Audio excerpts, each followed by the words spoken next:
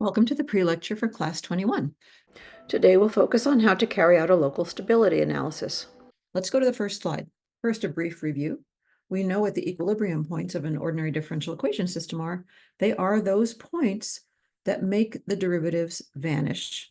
Now note that if we have a homogeneous system of ordinary differential equations, then the zero vector is always going to be an equilibrium point, and in fact, it will be the only equilibrium point. If your initial condition is also the zero vector, then the solution will be zero for all time. Now let's talk about defining stability properties. These are very similar to what we saw in the linear cases, but we have to be somewhat more precise in the nonlinear cases. An equilibrium point is said to be stable if for all positive numbers epsilon that are small, there is a delta such that for an initial condition, X naught delta close to the equilibrium point, the solution X will remain epsilon close to the equilibrium point for all time t. That's the formal mathematical definition. In plain English, that means that if you start close to an equilibrium point that is stable, you will stay close to that equilibrium point. Now, what does it mean to be asymptotically stable? This means that if you start within some neighborhood of the equilibrium point, then all solution trajectories are actually going to be drawn to that equilibrium point over time. In plain English, that means that not only is the equilibrium point stable, but it is also attracting. So to compare what it means to be stable versus asymptotically stable, a stable node, a stable spiral, or even a center are all examples of points that are stable. On the other hand, to be asymptotically stable, that equilibrium point has to draw solution trajectories in toward it. So the stable node and the stable spiral are still asymptotically stable, whereas the center is not considered asymptotically stable, it is simply stable. Now, what does it mean to be neutrally stable? It simply means that we are stable, but not asymptotically stable. So that's basically the case of a center. And finally, to be unstable, it just means that the point is not stable, so it doesn't fit into any of the other categories. So in plain English, it means you can start close, but you are going to get pushed far away as time progresses. So an unstable point is considered a repelling point. An example would be an unstable spiral or a source, or an unstable node. Let's go to the next page and look at an example. Here we have examples for which we have already created the phase portraits of the ODE systems and inferred what kinds of equilibrium points we thought we might have. So for example, for this first nonlinear system, we found two equilibrium points. One was located at -1, 0, and one was located at 1, 0. From looking at the solution trajectories, the -1, 0 equilibrium point looks like a saddle point, while the 1, 0 equilibrium point looks like an unstable spiral or a spiral source. Let's look at another one of the examples we did last time, the interacting species model. This one had 4 equilibrium points. We can see that 2 of them look like saddle points. And then we have 2 others. One at 0, 0 looks like a stable node, and the other looks like a stable spiral. In each of these cases, we can see intuitively what we think these points are, but what we're going to learn today is how to do a local analysis to confirm what we are seeing with our eyes. Let's go to the next page. So now we're going to get into the details of how to do a local stability analysis. Let's just remember that with the phase portraits we have seen, we did find what appeared to be saddle points, nodes, spirals, and centers. We can show mathematically what kinds of equilibrium points those really are. This is called a local stability analysis.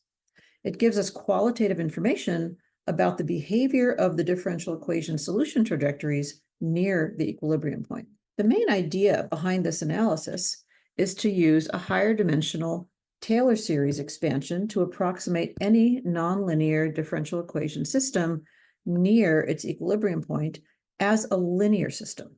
When we do that, we can make use of everything we learned about linear constant coefficient homogeneous systems of the form x prime equals ax. Let's go to the next page for a lower dimensional idea of what that means. Let's just briefly review what a Taylor series expansion gives us. The question here is, what is the linear approximation of the function sine x at the point x is pi over 3? Take a second, pause the video, and work this out yourself.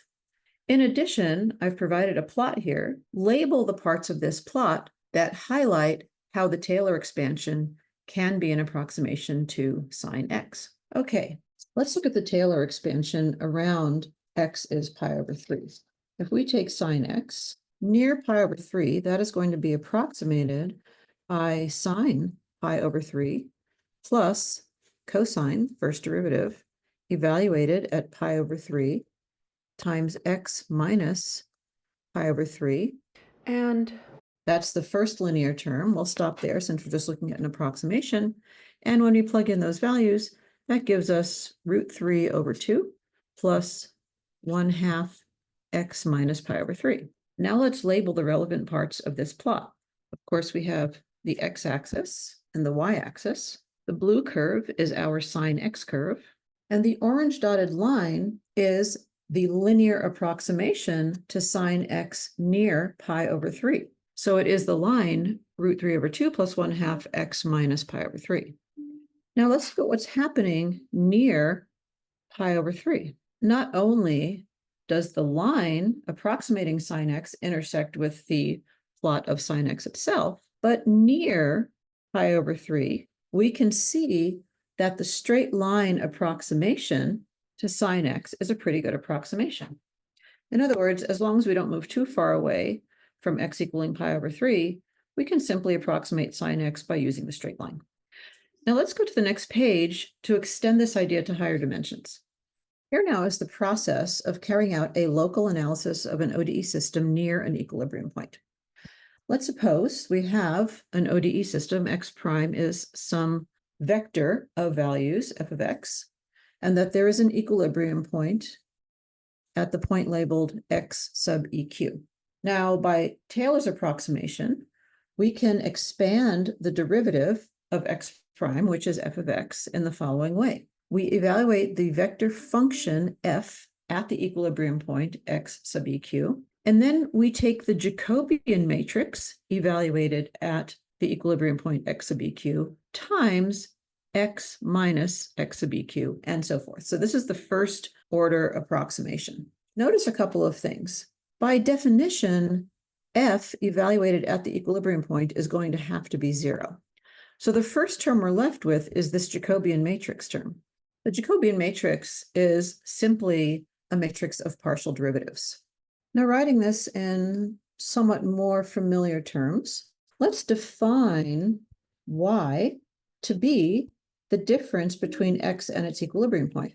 We are effectively shifting the system back to having an equilibrium point at 0 or at the origin. Now, when we take the derivative, we can see that y prime can be approximated by a matrix times the vector y, where that matrix A is the Jacobian matrix evaluated at that equilibrium point. What is this telling us in summary? It is telling us that near the equilibrium point, a differential equation system is going to behave very similarly to the linear system of equations approximated by y prime is ay, where A is the Jacobian matrix evaluated at that equilibrium point, which means we already have all the tools we need now to understand the behaviors of every equilibrium point in a nonlinear system by using the knowledge we've already built for linear systems. For notation, let's just remember what that means to create a Jacobian. So f is a vector-valued function, and its components depend on the independent variables x1 through xn. Let's keep in mind that the vector function f can be written in its component form as f1 that depends on x1 through xn, all the way through f sub n that depends on x1 through xn. So the Jacobian itself can be thought of in a couple of ways. First, we can think of it in terms of column vectors in a matrix, where each column is the derivative of our vector function f with respect to each independent variables subsequently, x1 through xn. We can also think of this in terms of rows, where each row of the Jacobian matrix is the gradient of the ith element of vector function f. Finally, we can also just think of the Jacobian as the following n by n matrix. Whichever perspective helps you remember this the best is the one you should hang on to. Let's go to the next page now and look at an example of how to make use of the Jacobian to determine the stability of the equilibrium points in a system. This is one of the systems that we looked at previously, where we plotted the phase portrait, and we found two equilibrium points, one at -1, 0, and one at 1, 0. We're now going to do a formal analysis of the stability of each one of those equilibrium points. So let's first write the system in vector form, where this right-hand side is now our vector function f. On the left here, let's write down what the Jacobian matrix is in general for this system. Now, plugging in the particular values for the function f, we have the following Jacobian, noting that partial f1 partial x is the partial with respect to x of -y, and that gives us 0 in the 1, 1 entry, and so forth. Now, this is the Jacobian no matter which equilibrium point we are looking at. But since we have two equilibrium points, our next step is to plug in the values of x and y at each of these equilibrium points and determine what kind of equilibrium point we have that depends on the Jacobian. Let's first note that standard notation for the Jacobian is the derivative of the vector function f. So now if we're going to evaluate what that Jacobian is at the equilibrium point -1, 0, we can write the Jacobian at -1, 0. Plugging in those values gives us 0, -1, -1, and then the only value that's going to change is the one that depends on x. And so that is going to be -2, because x has value -1. Now, the behavior of our nonlinear system can be well approximated locally by this Jacobian times vector x. Now we can use this Jacobian for our linear analysis. We can either look at the trace and determinant, or we can find the eigenvalues to tell us what type of equilibrium point -1, 0 is. In this case, I have eigenvalues -1 and 2, so one is negative and one is positive. This immediately indicates that this equilibrium point is a saddle point. Let's next look at equilibrium point 1, 0, and we'll label that B. Here we start with the same Jacobian, but now evaluated at 1, 0, which is going to be the same matrix except in the 2, 1 position, where now, since the value of x is 1, the value of the 2, 1 entry is 2. In this case, the eigenvalues of the associated characteristic polynomial are going to be complex. Since we have complex eigenvalues, we know we can expect spiraling behavior, but will it spiral in or out? As we've done before, let's look at the real part of the complex eigenvalues, and what we see is that the real part is positive, indicating that this is going to be an unstable spiral. I hope these computations make sense, but the next question you should be asking is it valid to do such a thing? And it turns out that there is a theorem that tells us exactly when we can carry out such a linear analysis and when we need to be more careful. So let's go to the next page and talk about the Hartman-Grobman theorem. This is an important theorem that tells us that the linearized analysis we are doing is going to be valid in many of the cases we're looking at. So let's suppose we have an equilibrium point that we've labeled x sub eq, and we're looking at an autonomous ODE system. As long as the associated Jacobian matrix evaluated at that equilibrium point has no eigenvalues with 0 real part, then we can say that the linearization is faithful with respect to stability. So in other words, if all of the eigenvalues of our Jacobian evaluated at that equilibrium point have negative real part, then we can safely say that that equilibrium point is asymptotically stable. On the other hand, if any of the eigenvalues of our associated Jacobian at that equilibrium point have a positive real part, then we can say that the equilibrium point is unstable. Now, there are a couple of things to note here. First, if even one of our eigenvalues has 0 real part, and if even all the rest have negative real part, the stability of that equilibrium point cannot be determined. That zero really throws a monkey wrench into the works.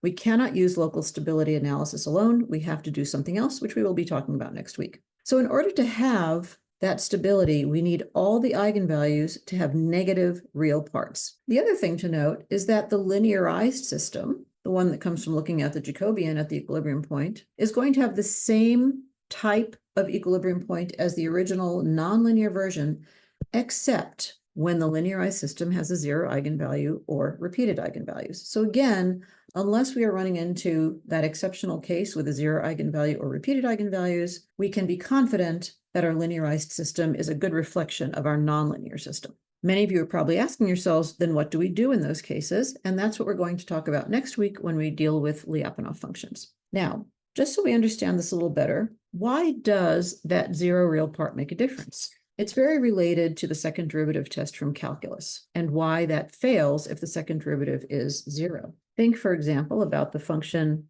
f of x is x minus a to the 4. We know already that the first derivative at a is zero. And the question we ask is that critical point going to be a minimum or a maximum of the function?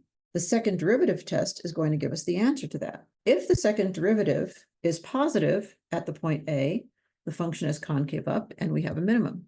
If the second derivative is negative at the point a, the function is concave down and we have a maximum. If, however, the second derivative is zero at the point a, we cannot use the second derivative test. It does not give us any information. And when we think about the Taylor expansion, we see that the first derivative is going to be zero, but if the second derivative is also zero, we are losing important information and we have to do a little bit more analysis. Let's go to the next page for a handy chart. This is a table that connects the linear to the nonlinear system analysis that comes from the textbook by Borelli and Coleman. These were former Harvey Mudd math professors. They've used slightly different notation from what we have used here, but what we can see is we are looking at a linearized system where A is in fact our Jacobian matrix, and that is approximating our nonlinear system where we do have some remainder term from the Taylor series. For this particular chart, we're looking at a matrix that is a 2 by 2 matrix of real numbers. And the table is only going to show the asymptotically stable, neutrally stable, and saddle cases.